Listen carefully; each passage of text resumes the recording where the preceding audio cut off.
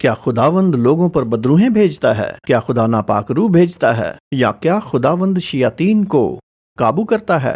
آج ہم ask me any thing پر اس کا جواب دیں گے۔ میں ہوں ڈاکٹر مائیکل براؤن۔ یاد رکھیں آپ مجھے اپنے سوالات ای میل کر سکتے ہیں۔ ای میل کریں ask@god.tv پہ، اور آپ اپنے سوالات گاڈ ٹی وی فیس بک پیج پر پوسٹ کر سکتے ہیں، اور ذکر کریں ڈاکٹر براؤن، یا ٹویٹ کریں گاڈ ٹی وی اور لکھیں #AMA Brown Ask Me Anything۔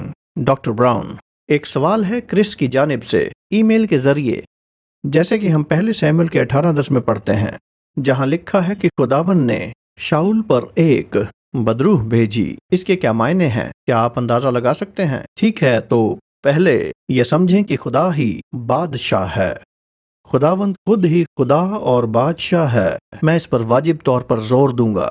اگر خدا کسی بھی لمحہ اپنی قوت کا دعویٰ کرنا چاہتا ہے تو وہ کر سکتا ہے۔ اس نے ہمیں انتخاب کی آزادی دی ہے، لیکن کبھی بھی خدا اپنی قوت کا دعویٰ کر سکتا ہے، اس کی کوئی حدود نہیں، اور وہ کبھی بھی شیاطین کے منصوبوں کو ناکام کر اسے کہیں بھی موڑ سکتا ہے، کیونکہ وہ خدا ہے، اور خدا کے پاس قوت ہے کہ بدروحوں کو کہیں بھی جانے کا حکم دے اگر وہ چاہے، کیونکہ وہ خدا ہے۔ تو یہ ظاہر ہو گیا۔ تو اس کے کیا معنی ہیں؟ شاؤل انصاف حق کے تحت تھا۔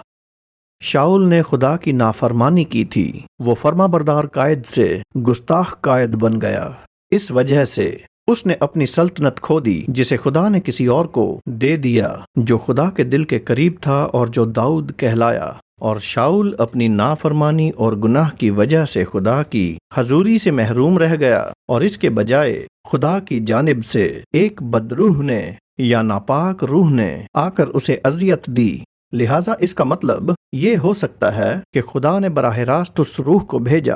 اس کا یہ مطلب ہو سکتا ہے کہ خدا نے اس کی حفاظت اور برکت چھین لی، اور اب یہ اس کی مرضی تھی کہ شاؤل کو تکلیف سہنی پڑے، اور اس درمیان شیطان وجود میں آتا ہے اور اسے اذیت دیتا ہے۔ البتہ ہر لحاظ سے یہ شاؤل کے گناہ کی وجہ سے تھا، یہ انصاف حق تعالی تھا۔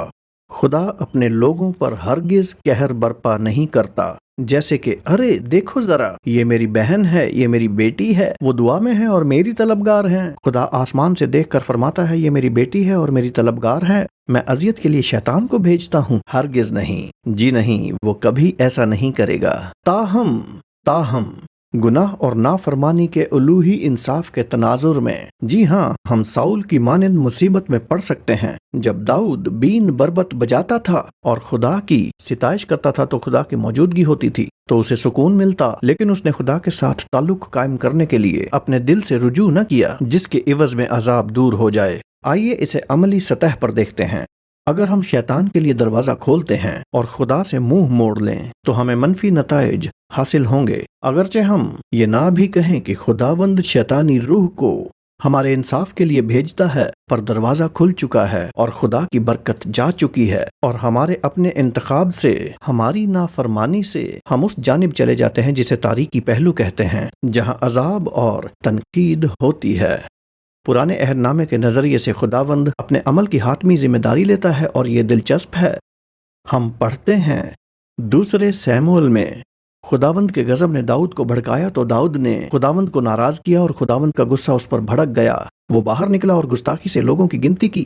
جب ہم یہی واقعہ پہلی تواریخ میں پڑھتے ہیں، 2 سیموئیل 24 اور پہلی تواریخ 21 میں، کہ شیطان نے داؤد کو اکسایا، تو کیا ہوا؟ خدا داؤد سے ناراض تھا۔ 2 سیموئیل میں بتایا گیا خدا داؤد سے ناراض تھا، جس وجہ سے شیطان اندر آیا یا شیطان کو اندر آنے دیا گیا اور اس نے حملہ کیا، اور اسے ہم پہلی تواریخ 21 میں بھی دیکھتے ہیں، اور اکثر یہی ہوتا ہے جو حقیقتاً یہاں ہوا۔ جہاں تک ہماری زندگیوں کا تعلق ہے، ہم خدا کی خوشنودی کی توقع رکھتے ہیں، اس سے محبت اور نجات حاصل کرتے ہیں۔ آج ہی میرے نیوز لیٹر کے لیے سائن اپ کریں @askdrbrown.org۔ پھر ملیں گے اسی جگہ۔ Thank you for watching the program. Dr. Brown is here to answer your questions. If you have something you want to ask, then either email ask@god.tv, tweet #AMADRBrown, or go to the God TV Facebook page. We want to hear your question, so please contact us today.